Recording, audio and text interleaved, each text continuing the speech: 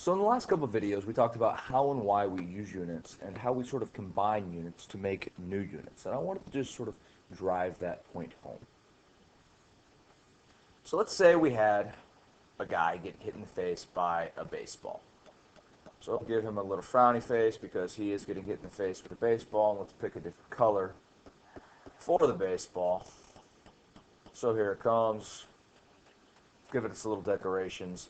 But let's say it's coming at him at a certain speed and it weighs a certain way. And I'm not going to bore you with the math to figure this out. But let's say it hits him in the face with 500 newtons of force. Well, as we learned in the last video, it's not really 500 newtons. It's really 500 kilograms times meters divided by seconds times seconds, or seconds squared. But to make everybody's life easier, we just say that this is equal to 1 Newton in honor of Isaac Newton. So if you find yourself complaining about having to memorize and write down units, know that we're actually making it easier for you. It's actually easier for everybody involved because this is really what you're writing. Just newtons is shorter to say and shorter to write.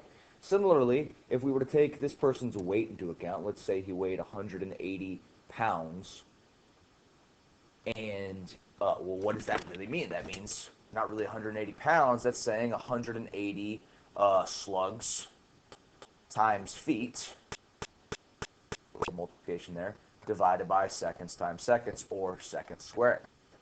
And so again, these are the same unit. These say the same thing as, or this says the same thing as pounds. So it just makes our lives a little bit easier by combining units. And you might say, well, that's great. I understand what units are and why we use them. But how do you actually get units? How do you get these names? How do they actually become being? Do you have to be some famous scientist named Newton or some famous magician named Pounds? It's not a real thing, by the way. But the answer is pretty obvious. So let's say we wanted to create a new unit. Let's talk about Patrick and eating donuts. Now, I think we can all agree that Patrick eats a lot of donuts. Well, let's say he eats 17 donuts per day. But what if donuts per day was too long to say? What if we didn't want to say it? What if we wanted our own unit? Just like we have here, we wanted our own unit. We wanted to turn this into newtons. Well, we could easily do that. We could say that donuts per day is a Patrick star, is equal to 1 Patrick star. And then we could make our units just PS. And so in reality, he's eating 17 PS, or 17 Patrick stars. And then you can go even further. What about constants? We could say 17 donuts per day is 1 Patrick star if you wanted to. We can go on and on and talk about this forever. Hopefully you get the idea, but all a unit is just a bunch of people coming together and deciding that this is the same as that. We all agree that's what this term means, or this unit means. So we could say Patrick stars is just a way of measuring how many donuts per day you eat. So with this information on what units are and how we use them, let's ask a couple of questions. Let's say we took something that was 15 pounds and we moved it 10 feet. How much work was done? So let's say work, question mark. Well, that's really easy. That's just 15 pounds times 10 feet, which is just 150. And then pounds times feet, we just used the unit for work, foot-pounds. And hopefully that's incredibly obvious to remember. It's just feet times pounds. But if it isn't hard, or if it isn't easy, if it is hard, and you don't want to use that, you are more than welcome to use the actual units, which would be which is the same as saying 150 feet times pounds, which is slugs feet, slugs times feet, divided by seconds times seconds. And you might say, well, Mr. Anderson, feet and feet square and S and S square, so you could rewrite it as 150 feet squared times slugs divided by seconds squared, and that's true. But I think we can all agree that 150 foot-pounds is just a lot easier to work with than all of this jumbled mess.